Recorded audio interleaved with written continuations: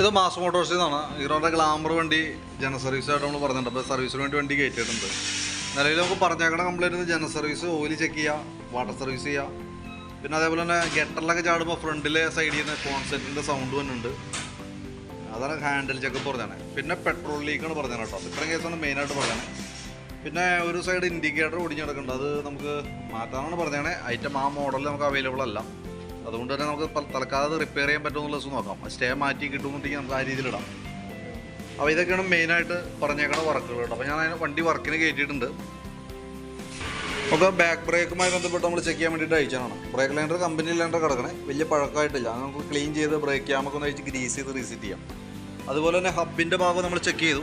ഹബിന് വേറെ പറയുന്ന കംപ്ലയിൻ്റ് ഒന്നുമില്ല. ഒന്ന് സാൻഡ് പേപ്പർ ഇട്ട് ശരിക്കും ഒന്ന് ക്ലീൻ ചെയ്ത് ഉരച്ച് റഫായിട്ടൊന്ന് കയറ്റാം. ബാക്ക് ടയറൊക്കെ അത്യാവശ്യം ഉപയോഗിക്കാനുണ്ട്. പിന്നെ നമുക്ക് അതിൻ്റെ ബാക്കിൽ വരുന്ന ടൈൽ ബൾബ് വർക്കിംഗ് അല്ല, അതൊന്ന് മാറ്റിയിടേണ്ടതായിട്ടുണ്ട്. ചെയിൻ സ്പോക്കറ്റ് ചെയിൻ നല്ല രീതിയിൽ അടി കാണിക്കുന്നുണ്ട്. അപ്പോൾ നമ്മൾ ചെക്ക് ചെയ്യുന്ന സമയത്ത് നല്ലോണം ലൂസായിട്ട് കിടന്ന് ഓടണം കേട്ടോ. അതേപോലെ തന്നെ ചെയിൻ അഡ്ജസ്റ്റ് ചെയ്ത് മാക്സിമം അതിൻ്റെ അഡ്ജസ്റ്റിക്ക് പരമാവധി തീർന്നിട്ടുണ്ട്. ഒന്നോലെ നമുക്ക് ചെയിൻ സ്പോക്കറ്റായിട്ട് മാറ്റിയിടണം. അതല്ലെങ്കിൽ ചെയിൻ തൽക്കാലം കട്ട് ചെയ്ത് ഒരു കണ്ണിയിലും കട്ട് ചെയ്ത് കളഞ്ഞിട്ട് ഗ്രീസ് ചെയ്ത് റീസെറ്റ് ചെയ്യണം. ഇതിപ്പോൾ കിടക്കുന്നത് കമ്പനി ചെയിനൊന്നുമല്ല, ഡ്യൂപ്ലിക്കേറ്റ് ആണ്. IFE എന്ന് പറഞ്ഞൊരു കമ്പനിയുടെ കിടക്കണേ. അപ്പോൾ നിലവിൽ നമുക്ക് ഒന്നോലെ നമുക്കത് കട്ട് ചെയ്തിട്ട് ഗ്രീസ് ചെയ്തിടാം. പക്ഷെ അങ്ങനെ ഗ്രീസ് ചെയ്യുമ്പോഴും ചെയിൻ്റെ സൗണ്ട് ചെറുതായിട്ട് കാണിക്കും. അതല്ലെങ്കിൽ പിന്നെ ചെയ്യാൻ പറ്റുകയെന്ന് പറഞ്ഞാൽ ചെയിൻ സ്പോക്കറ്റ് മാറ്റി പുതിയ സ്പോക്കറ്റ് മാറ്റിയിടാം. അപ്പോൾ പിന്നെ ആ പ്രോബ്ലം അങ്ങോട്ട് സോൾവ് ആയി പോകും. ഇപ്പോൾ എങ്ങനെ ചെയ്താലും മഴയാണ്, നമ്മൾ ചെയിൻ്റെ ഭാഗം കൃത്യമായിട്ട് ശ്രദ്ധിച്ചില്ല എന്നുണ്ടെങ്കിൽ ചെയിൻ പെട്ടെന്ന് കംപ്ലയിൻറ്റിലേക്ക് വരും. അതായത് നമ്മൾ ഫുള്ളായിട്ട് ലൂസായിട്ട് കിടന്ന് ഓടുന്ന സമയത്ത് അടിക്കാൻ നോക്കാതെ മാസത്തിലൊരിക്കലും ചെയിൻ്റെ ഭാഗം ഒന്ന് ചെക്ക് ചെയ്ത് നോക്കാം. ഓയിൽ കൊടുത്ത് ടൈറ്റ് ചെയ്തതാണ്. അതല്ലാന്നുണ്ടെങ്കിൽ ചെയിൻ ഇതേ രീതിയിൽ ലൂസായി കിടന്ന പുതിയ ചെയിനായാൽ പോലും ഓവർലാപ്പിങ് കാണിക്കും. അതായത് കയറി വർക്ക് ചെയ്യാൻ തുടങ്ങും, ലൂസ് ടൈറ്റ് കാണിക്കും. അത് ചെയിൻ കംപ്ലയിൻറ്റിലേക്ക് പോകും കേട്ടോ. അപ്പോൾ അത് പ്രത്യേകം ശ്രദ്ധിച്ചോണം. അപ്പോൾ ഇതെങ്ങനെ ചെയ്യേണ്ടതെന്ന് വെച്ചാൽ നോക്കിയിട്ടൊന്ന് പറയണം. അതായത് ചെയിൻ കട്ട് ചെയ്തിട്ടാൽ മതിയോ, ഇനി അതല്ല ചെയിൻ സ്പോക്കറ്റ് മാറ്റണോ എന്നുള്ള ദിവസം നോക്കിയിട്ടൊന്ന് പറയണം. അപ്പോൾ നമുക്ക് ആ രീതിയിൽ നമുക്ക് വർക്ക് ചെയ്യാം. പിന്നെ അതേപോലെ തന്നെ എയർ ഫിൽറ്ററൊക്കെ നമ്മളൊന്ന് അഴിച്ച് ക്ലീൻ ചെയ്ത് ഇടുന്നുണ്ട്. കുറച്ച് പൊടിയൊക്കെ ഉണ്ട്, തൽക്കാലം ഒന്ന് ക്ലീൻ ചെയ്ത് നമുക്ക് റീസെറ്റ് ചെയ്യാം. പിന്നെ അതേപോലെ തന്നെ എഞ്ചിൻ ഓയിൽ നമ്മൾ മാറ്റുന്നുണ്ട്, ഓയിൽ ചേഞ്ച് ചെയ്യുന്നുണ്ട്. പെട്രോൾ ലീക്ക് പറഞ്ഞതുമായി ബന്ധപ്പെട്ട് നമ്മൾ കാർബറേറ്റർ അസംബ്ലി ഒന്ന് ചെക്ക് ചെയ്യാൻ വേണ്ടി അയച്ചാണ്. അപ്പോൾ തൽക്കാലം നമുക്കൊന്ന് ക്ലീൻ ചെയ്തിട്ട് നോക്കാം. കാരണം എന്ന് വെച്ചാൽ ചെറിയൊരു വേരിയേഷൻസൊക്കെ ഇതിനകത്തുണ്ട്, തേമാനം ഉണ്ട്. അപ്പോൾ നമുക്ക് കാർബറേറ്റർ ക്ലീനർ ഉപയോഗിച്ച് നല്ല രീതിയിൽ ഒന്ന് ക്ലീൻ ചെയ്ത് കയറ്റാം. അതിന് ശേഷം വീണ്ടും ഇതേപോലെ തന്നെ പെട്രോൾ ലീക്ക് വരാണെങ്കിൽ, ഓവർഫ്ലോ വരാണെന്നുണ്ടെങ്കിൽ നമുക്ക് ഈ കാർബറേറ്റർ അസംബ്ലി പടി മാറ്റി പുതിയത് വെക്കാം. അത് ചെയ്യാൻ പറ്റും. അപ്പോൾ നമുക്കൊന്ന് ട്രൈ ചെയ്ത് നോക്കാം. പരമാവധി നമുക്ക് ട്രൈ ചെയ്ത് നോക്കാം. കാരണം ഇപ്പോഴത്തെ പെട്രോളും അത്ര പെർഫെക്റ്റ് ആയിട്ടുള്ള പെട്രോൾ അല്ല വരാം. കാരണം എത്തനോൾ മിക്സ് ചെയ്തിട്ടുള്ള E20 പെട്രോൾ എന്ന് പറഞ്ഞിട്ട് പെട്രോളാണ് ഇപ്പോൾ നമുക്ക് അവൈലബിൾ ആയിട്ടുള്ളത്. അപ്പോൾ പുതിയ കാർബറേറ്റർ മേടിച്ച് വെച്ചാൽ ഈ പെട്രോൾ തന്നെ നമ്മൾ ഉപയോഗിക്കാൻ പോകണം. അപ്പോൾ പരമാവധി നമുക്ക് പഴയ തന്നെ റിപ്പയർ ചെയ്ത് കിട്ടുമെന്ന് നോക്കാം.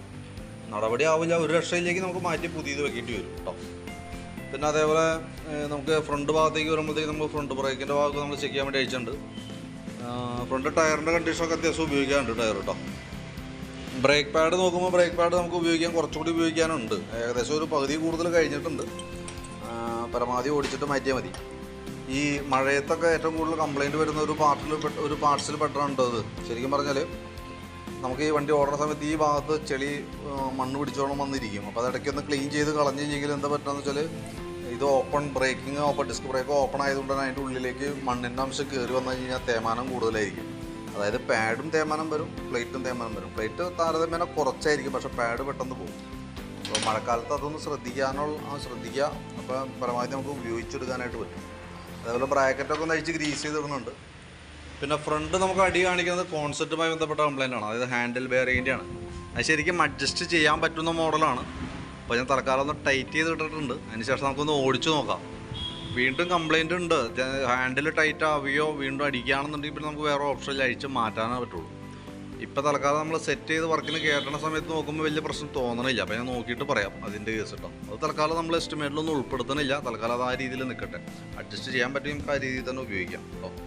പിന്നെ അതേപോലെ ഫ്രണ്ടിൽ വരുന്ന ഇൻഡിക്കേറ്ററിൻ്റെ കേസ് പറഞ്ഞാൽ അതിൻ്റെ ഉള്ളിൽ വരുന്ന സ്റ്റേ മാത്രമായിട്ട് നമുക്ക് മേടിക്കാൻ കിട്ടും. ഇത് മാത്രമായിട്ടൊന്നും മാറ്റിയിട്ട് നോക്കാം കേട്ടോ.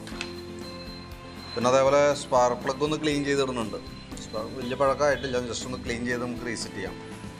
ബാറ്ററിയുടെ കണ്ടീഷൻ മോശമാണ്, അതുകൊണ്ടാണ് ശരിക്കും നമുക്ക് സെൽഫ് എടുക്കാത്തതിൻ്റെ ഒരു മെയിൻ റീസൺ. 2022 മോഡൽ ബാറ്ററിയാണ് വണ്ടിയിൽ ഇരിക്കുന്ന ബാറ്ററി. ഇപ്പോൾ നമുക്ക് നോക്കുമ്പോൾ 12.4 അതിൻ്റെ വോൾട്ട് കാണിക്കാം. ഇപ്പോൾ ഞാൻ താക്കോൽ ഓൺ ചെയ്തപ്പോഴാണ് 10.75 പോണത്. ഇപ്പോൾ ഓഫ് ചെയ്തു. ഓഫ് ചെയ്യുമ്പോൾ മൈന്യൂട്ടായിട്ട് വോൾട്ട് കയറി വന്നുണ്ട്. താക്കോൽ ഓൺ ചെയ്യുമ്പോൾ വീണ്ടും ഡൗൺ ആയി പോവാം. അതാണ് അതിൻ്റെ കംപ്ലയിൻറ്റ് കേട്ടോ. അപ്പോൾ നമുക്ക് സെൽഫ് വർക്കിംഗ് ആക്കി എടുക്കണമെന്നുണ്ടെങ്കിൽ ബാറ്ററി മാറ്റി പുതിയത് വെച്ചാലാണ് സെൽഫിൻ്റെ കേസ് പ്രോപ്പറായിട്ട് വർക്കിംഗ് ആവുള്ളൂ.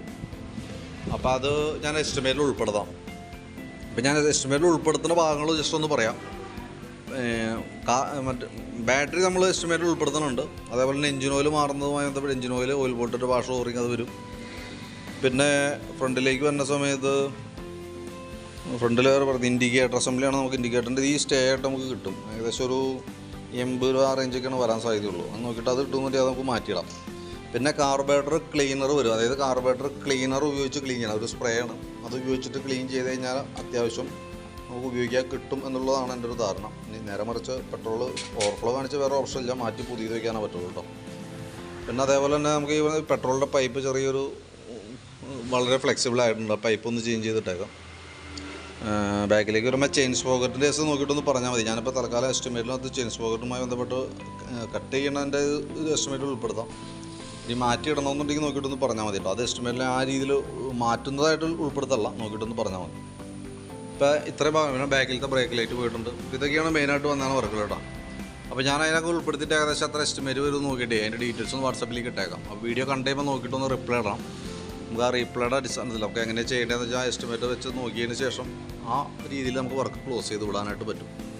അപ്പോൾ വീഡിയോ കണ്ടുകഴിയുമ്പോൾ തന്നെ നോക്കിയിട്ടൊന്ന് റിപ്ലൈ ഇടാം. അതനുസരിച്ച് നമുക്ക് വർക്ക് കംപ്ലീറ്റ് ചെയ്യാം. ഏകദേശം ഒരു 6:45-7 മണിയൊക്കെ ആവും തീരുമ്പോഴത്തേക്ക് കേട്ടോ.